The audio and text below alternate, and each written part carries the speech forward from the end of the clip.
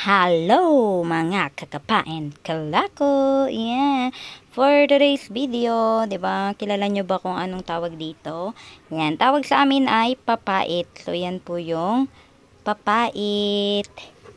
Ayan. So, ihahalo natin siya sa pritong tilapia. So, ganyan po yung ginagawa ko. Nagpapakulo muna ako. Nagigisa ako ng tubig bago nilalagay yung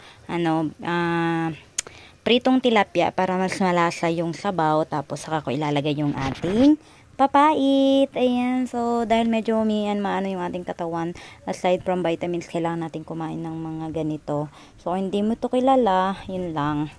Diba? Pag talaking probinsya ka, kilala mo to, and alam kong gusto mo to kasi nga sobrang yummy nito.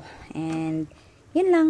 Sana sana ayan, check natin mamaya. Shoutout muna pala kay kay Troy. Ayan, yan yung kinuha nila kahapon, 'di ba?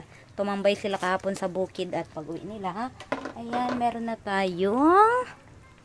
na tayong papait. So, lalagay lang natin yan. Papakulin lang natin. Tapos, goods na yan mamaya. So, yun lang. Happy lunch. Ayan. Mangan ka na, papihan. Bye.